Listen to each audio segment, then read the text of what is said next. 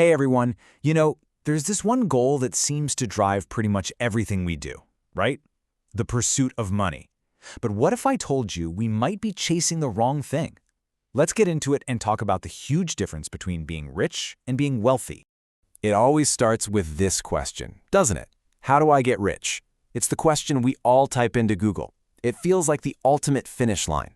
We see all the signs of success out there, and we just want the map to get there ourselves. But what if that's not even the right question to be asking? Or, maybe it's just not the first question we should be asking ourselves.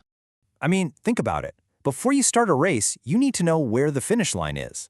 So the real starting point, the actual first step, is to define what we're even talking about. What does being rich truly mean?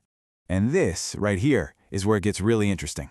The whole idea we're digging into today is that rich can mean two completely different things. And honestly, understanding this distinction, it's a total game changer. All right, let's start with part one. This is the one we all know, the one we see in the movies. When we hear the word rich, this is what usually pops into our heads. It's all about the money, and I mean lots of it. So the definition of rich in this sense is all about what you're earning.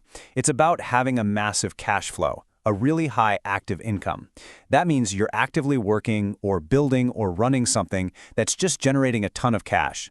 And you see this everywhere. It can be those huge legacy business families, like the Tatas or the Ambanis.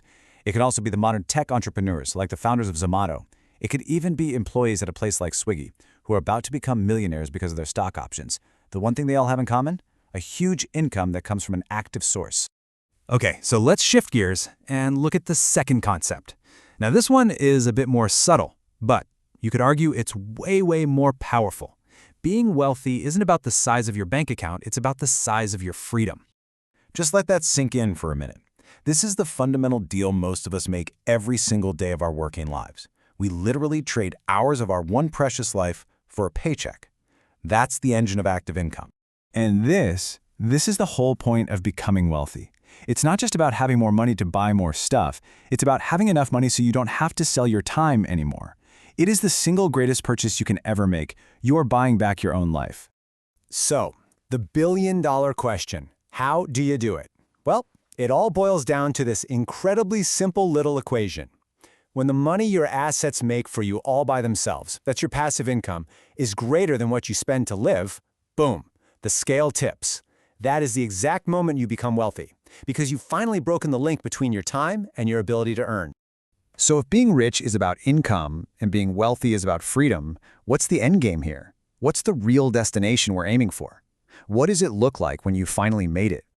I absolutely love this metaphor. Just picture it. Imagine your investments, your assets, all that money you put to work comes to you one day and says, hey, you can go home now. We've got this. We'll pay the bills for the rest of your life. That's it. That's the moment you know you've achieved true wealth. And here's how these two big ideas actually connect. See, you often need to get rich first, as in you need to build up a really strong active income. That income is the fuel for the whole thing. You earn it actively, you invest it wisely, and then eventually that money starts working for you, buying you your freedom. Look, if you only take away one single thing from our chat today, let it be this. The pursuit of being rich is a focus on money. But the pursuit of being wealthy, that's a focus on time. One is about how much you can accumulate.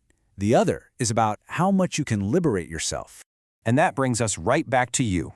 Armed with this new perspective, that first question we asked completely changes.